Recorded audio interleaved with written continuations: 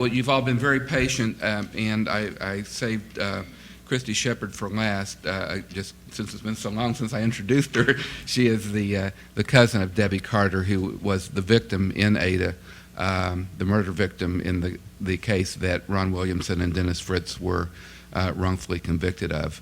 And Christy, and of course, the real perpetrator was ultimately identified in that case and tried, and so you had to go through that again. Would you tell us about the perspective of the family of the victim of the murder and how they're affected by wrongful convictions?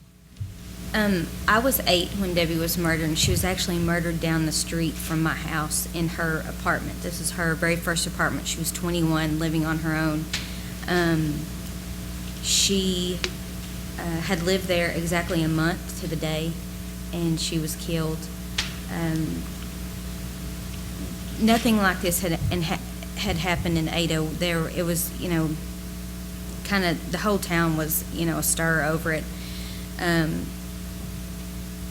from the police officers who walked in, one of the investigators, when he walked in the apartment, he didn't know who it was, and he picked up her shoulder and recognized that it was her.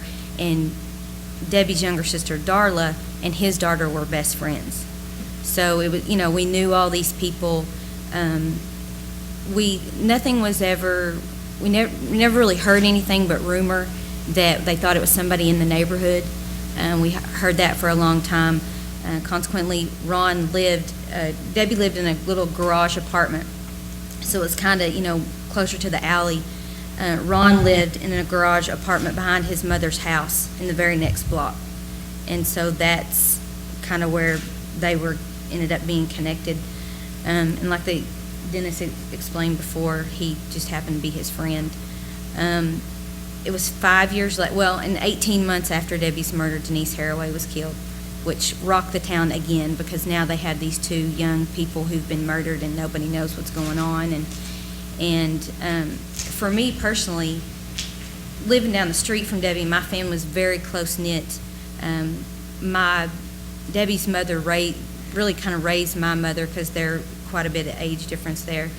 And I wasn't allowed to go outside. I wasn't allowed to walk home from school. You can't answer the phone. We actually bought a attack trained dog from the Moore Police Department, because my mom didn't want to have a gun in the house with having a child. So everything kind of changed for us. We didn't, it was a small town. You never locked your doors or your car. We lived with the doors locked, windows locked, all that kind of stuff. They one day said, we know who did it, and we're going to get them. And we, believing in the system, wholeheartedly believed that they knew exactly what they were doing, that they had them, and then there was no way that they got this wrong. There was, if you've read the book, the dream that Ron had.